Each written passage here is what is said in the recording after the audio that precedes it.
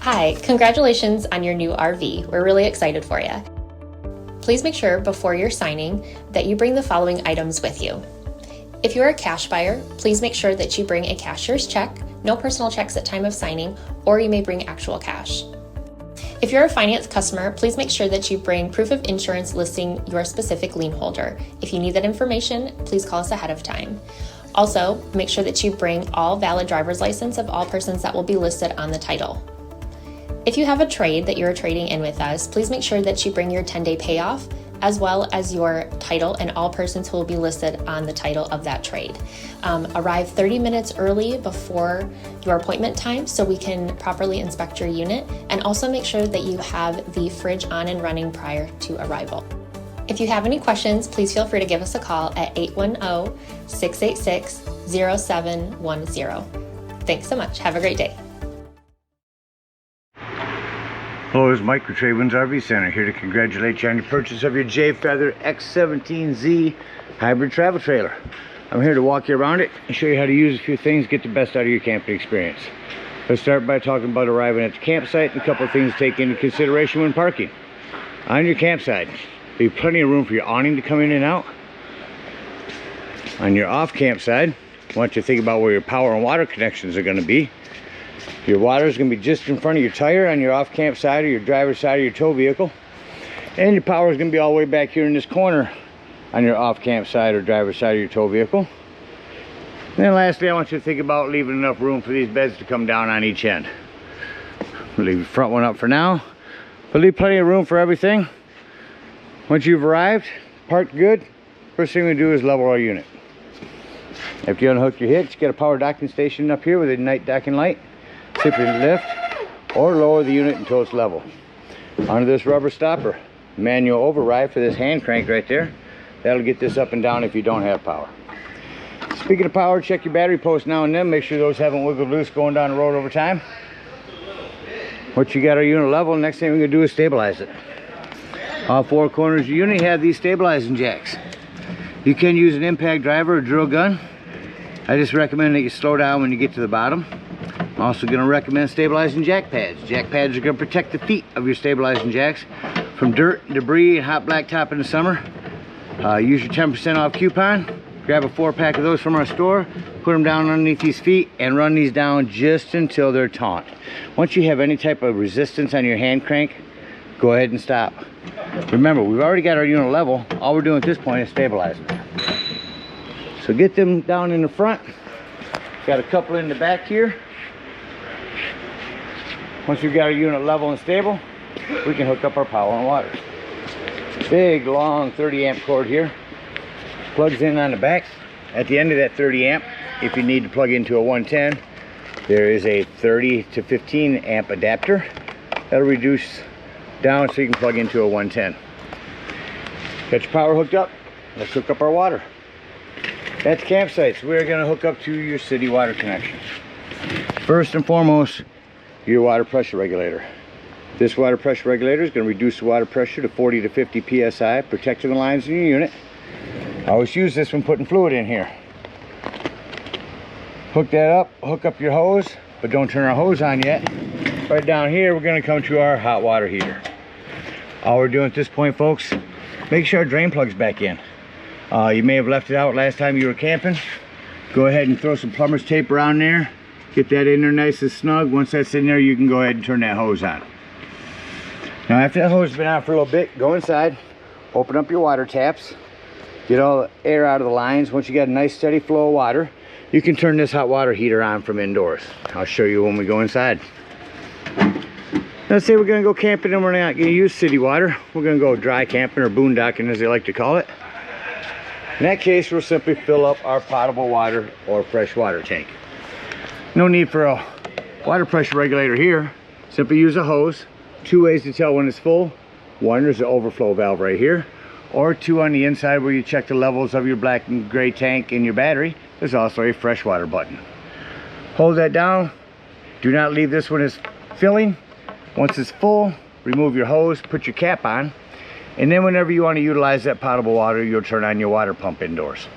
Don't turn on your water pump when hooked to city water. That's already got pressure. All right, we're set up with power and water. ready to camp. Let me walk you around the rest of the outside of the unit. Again, your hot water heater.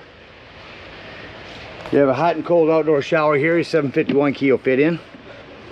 You got a low point drain for your fresh water, low point drain for your city hookup, city and fresh water.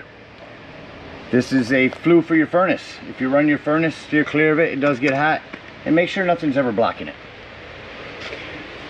Access to the back of your fridge.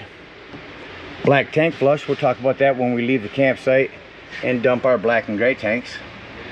Above that's where you plug your cable in, and a convenient area to store your sewage hose. I have put down the back bed already. Above that, I want to show you our Prep for a Furion backup camera. It's a device you can purchase from our store that sits on the dash of your tow vehicle. Electronic communicating with this device gives you a backup camera on the unit. Here we got a porch light. On your awning, if it's raining, campsite's down that way. If you want to pitch this away, simply pull down on this pitch adjust. That will tilt your awning away and run all the rainwater down this way. You can do that from either end. On the front here, you got a couple of Furion speakers for outdoors, a vent for your microwave, a clamp for a television set. It'll clamp on here, plug in cable in 110 here. You also have a lip for a griddle, and right there's a quick connect LP for one of those. Big storage area. Your propane does come with a regulator. Simply lefty-loosey and then point this toward the tank you wish to be using. And that about covers everything on the outside.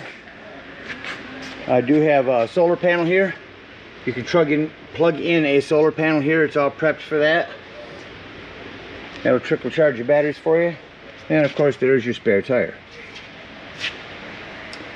Show you how to bring these beds down. Make sure that when you're traveling, you're keeping these locked. Simply open these. Grab your handle. Kind of walk it down. Set it down nice and easy. And fold our flaps out.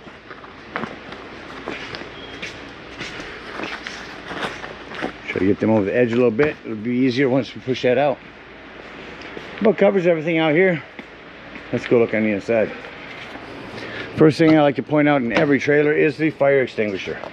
Make sure that you and everyone who's camping with you knows that the fire extinguisher is located at the entry doorway in case of an emergency. Immediately to your right, all the way at the top as you come in, is your control panel. There's where you check your brand new battery, your fresh black and gray tanks. That fresh button's the one I said you could hold down to tell when your potable water is full.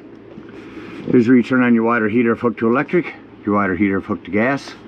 Here's where you turn on your water pump, your awning light, and your living room lights. Your awning extend and retract. I'm going to extend this out here and show you. You only want to run that out until that white flap falls down to 9 degrees and you can see your brown bar. That will continue to run itself out and start running itself up backwards. So keep an eye on it when you run it out. Make sure you only run it out as far as you need to.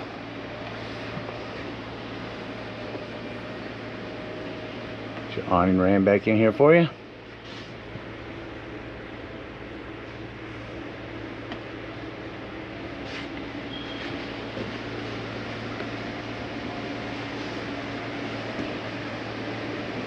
And we'll continue our tour.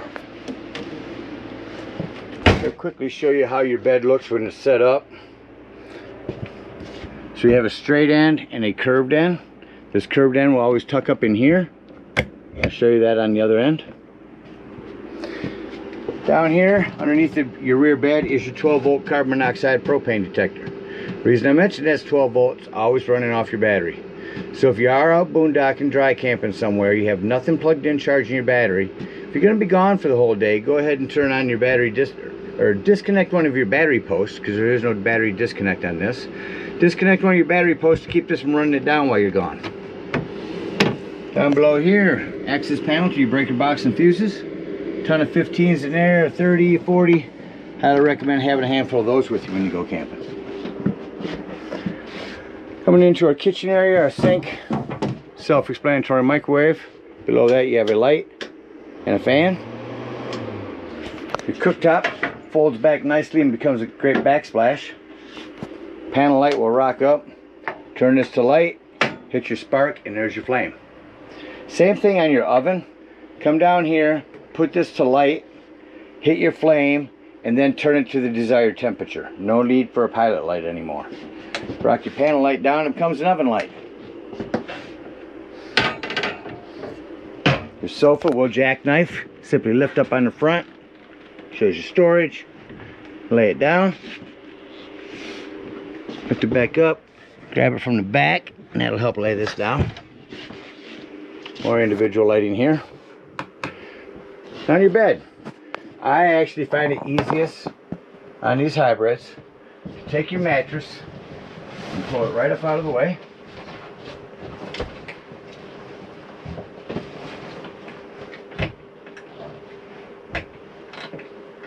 Undo our straps here.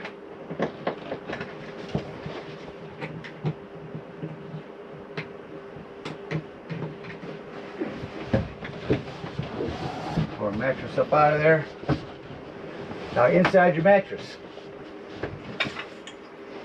is the metal bar I was telling you about. So you have this on one end, this shepherd's hook on the other. Make sure that is up when you clamp this in. This is going to go right on this bar between these two screws. Snap it in there, lift it up and out, and that's out. Take your top up here, press in, and slide it right up in there. More light in there, you can see that a little better. See how that hooked in here. Throw our mattress back up in here.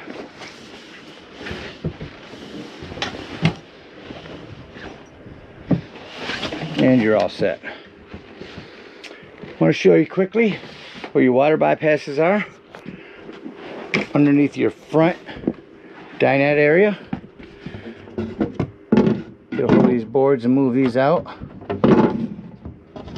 And right there is your water tank, bypass, and freshwater dump. So all your access to that is underneath there. More lighting here in the kitchen area, or dinette, excuse me. Coming over here, you have an IRV technology sound system.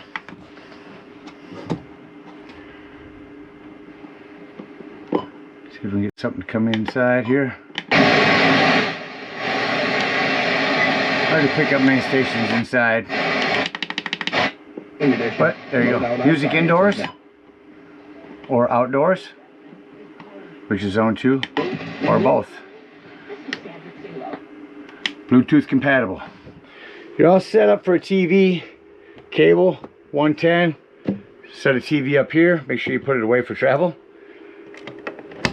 Turn your furnace on. Do that kick on.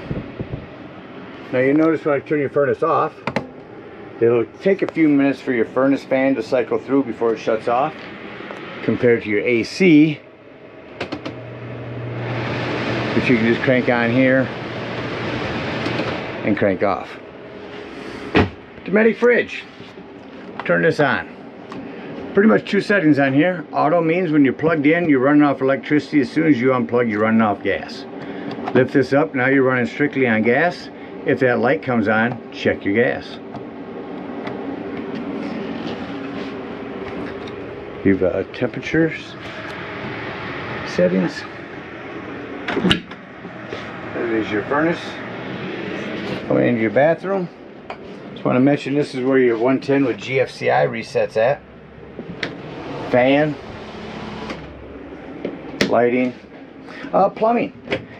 Back behind this access panel is your sink plumbing. Just keep an eye on it. It's all PEX now, but you are bouncing the house down the road. You want to make sure that nothing's wiggled loose over time. Lastly, your smoke alarm right there.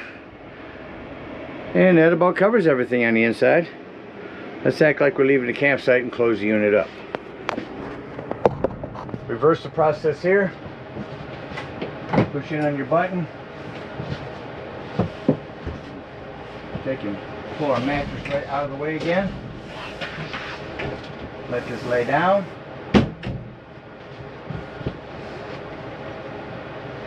Hook your bar inside your mattress here. Put that back up. And pull as far forward as we can so that our area outside will fold up. Repeat the process down here. Again, push on your button, pull that out. I'm gonna move the mattress. From here, I think I can just flip it up. Up against this back wall. Put my bar down inside here. Now step outside and press that forward.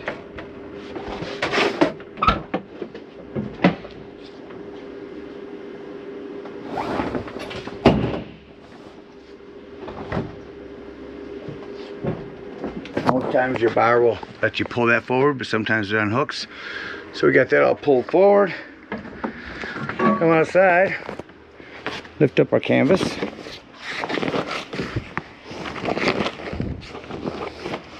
This is easier as a two-person job, but one can usually pull it away.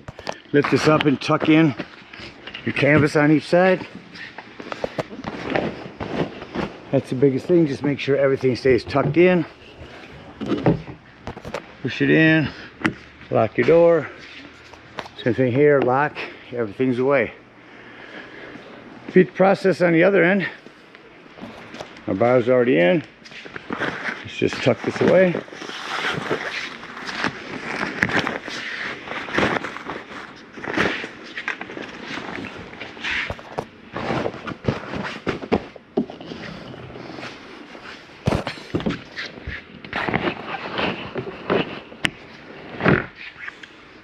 Everything's good. Make sure that you lock these.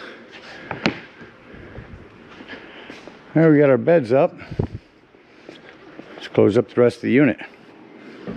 I like to shut off my living room lights here. Then I can walk through and see any individual lighting that I need to walk through and shut off.